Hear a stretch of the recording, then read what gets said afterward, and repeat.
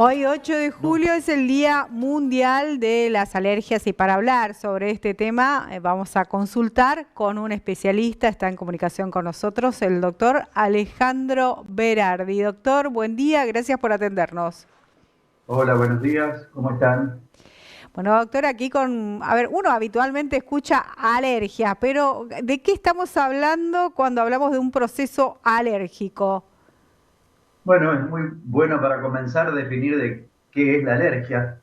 La alergia es una reacción equivocada de nuestro sistema inmune frente a sustancias o elementos con los cuales entramos en contacto que en general no le hacen mal a nadie, salvo el que es alérgico a eso. ¿Y cómo se manifiesta? Como una respuesta inflamatoria de nuestro sistema inmune, de nuestras defensas, que no se resuelve tan fácilmente y que se reactiva ante el nuevo ingreso de esta misma sustancia.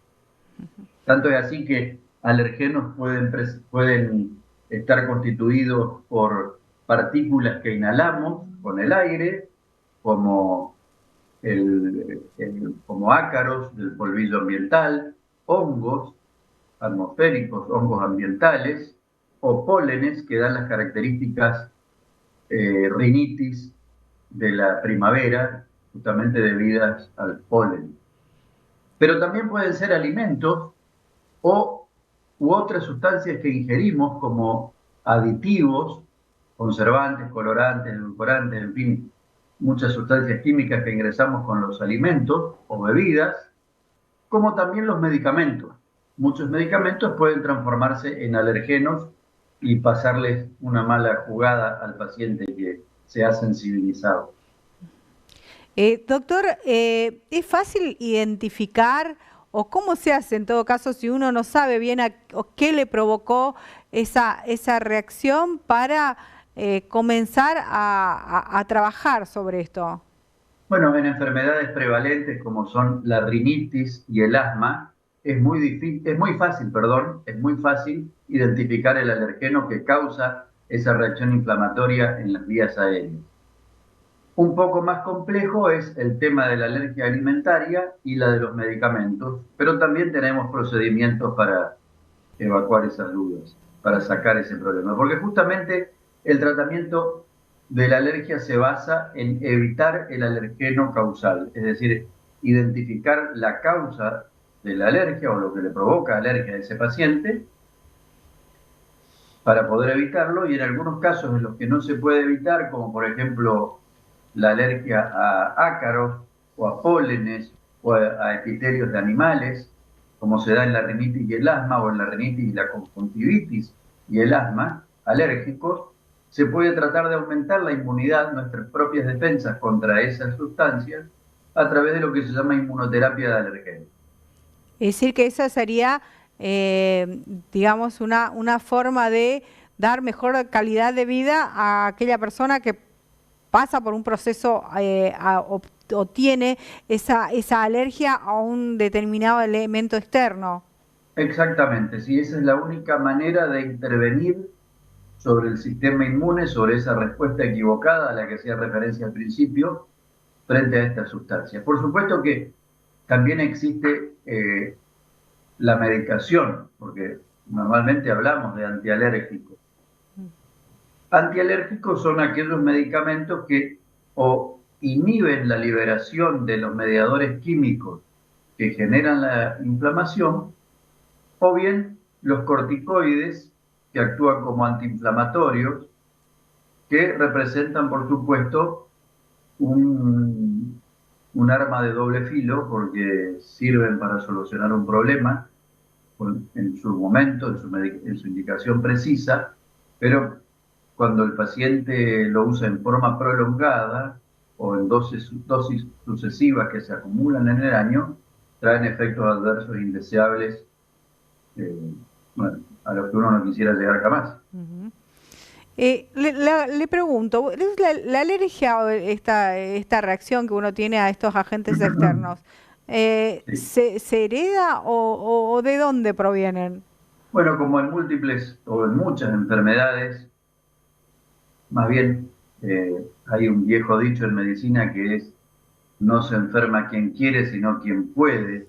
Y esto hace referencia a quien tiene una carga genética, una carga familiar para padecer determinadas enfermedades.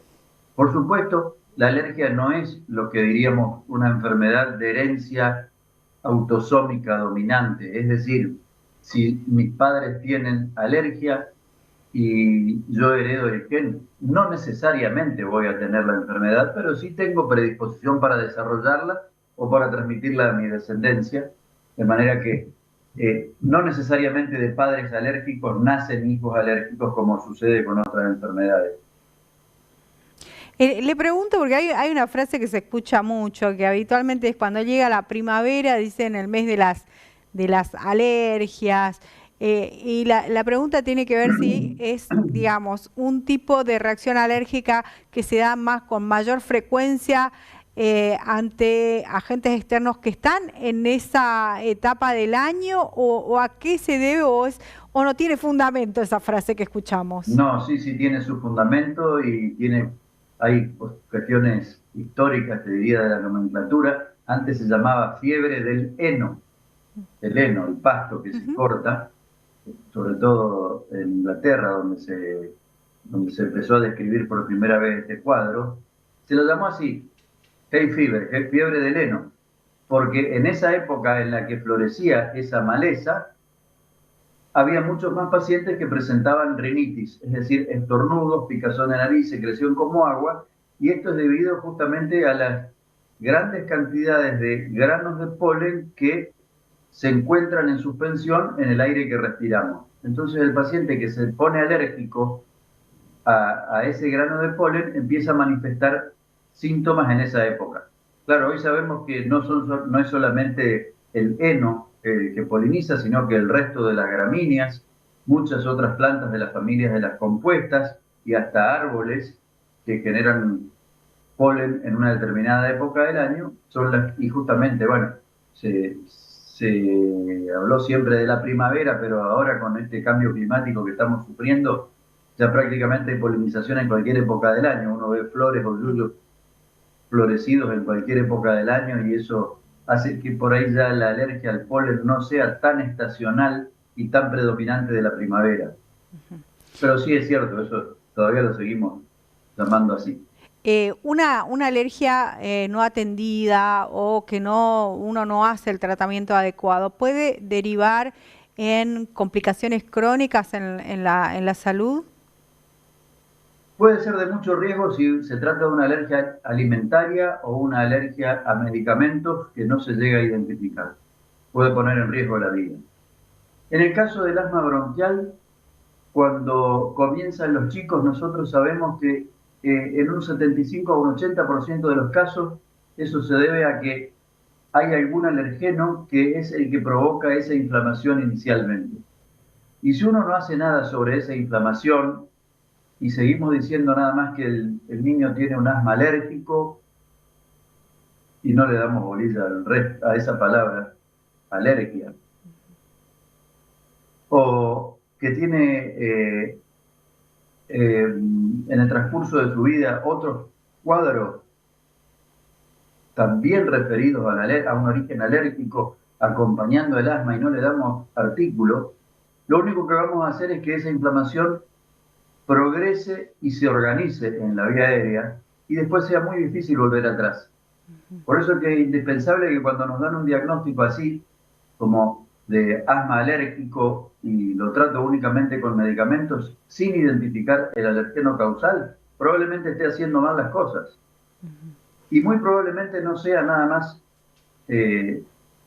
una cuestión inherente al paciente que no toma conciencia de que hay algo que es lo que le causa el problema, sino que por ahí hay muchos médicos que tampoco le dan bolilla a eso y siguen diciéndole tenés un broncoespasmo alérgico y nada más, cuando en realidad la alergia se puede identificar y empezar a frenar el problema desde muy temprana edad.